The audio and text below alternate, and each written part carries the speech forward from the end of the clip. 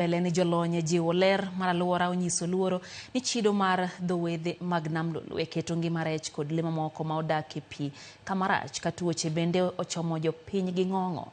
Achiel kuom wedhego en wath ma Wadiang'a mayudre Suba South e kaunti ma Homa Bay.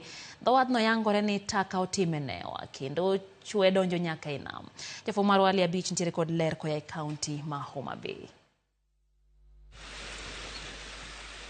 Ma en wath ma Wadiang'a mayudore e boma ma Sindo ka chur bura ma Suba South kendo ting'o jolupo mathoth kaachiel kod johala kaluwore gi chenro mag lupo madhi e nyime. To kata kamano chido ma wadhni ochidogo kelo luoro ne jolony e weche mag alwora mawacho ni miyo pi Nam Lolwe lil kendo keto e andaki ngima rech kod le mamoko modak e Nam Lolwe. Chupni mag plastik ma osetigo, jwelni kod taka mamoko pong'o dho wadhni kendo chido alwora, gino ma omiyo riwruok moko mar piny owacho ma ong'ere kaka Lake Region Empowerment Network Elren ka omakore gi riwruoge mamoko tero chenro mar keto ler e dho wadhni. Ne waneno kaka Elren ka wa join gi partners wa kaka Kenya Forest Services, Kenya Fishery Services, the Victory Fish Farm, Jonema, mondo kawuono wa join yawa ma tiyo kaka jolupe nam, matiyo kaka go wala e bich ma Wadiang'a ka, jogo tema ni alwora ni ma ngimagi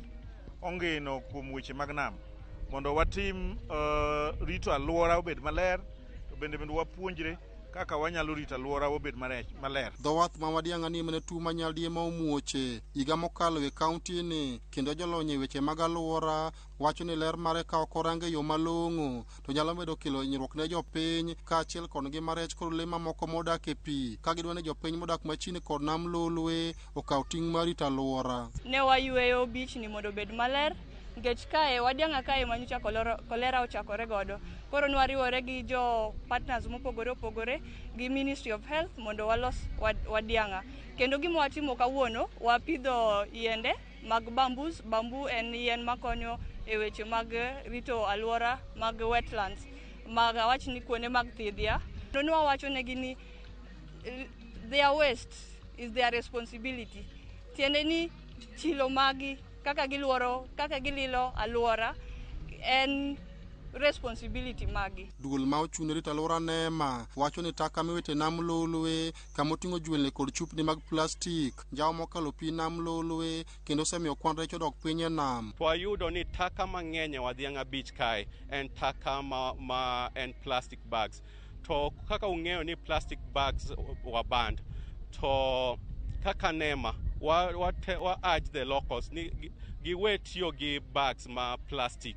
Dispose the pampas also at the right place.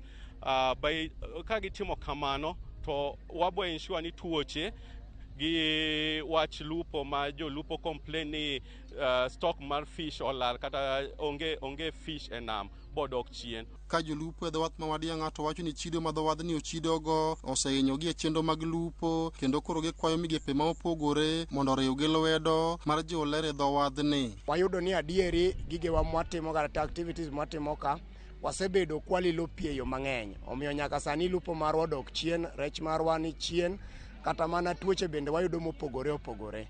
Koro kane gibiro mar mondo mi gikonywa e rito alwora, wamor kabisa. Wakwayo ni any department manyalo yie mar mondo mi oriwre gi LM mar mondo mi gikonywa e rito alwora nyalo biro at any time mar mondo mi gikonywa nikech rito alwora ni en beach maduong' to seche moko ok wanyal nyale kendwa. Ali Abich, Ramogi TV, Homa Bay.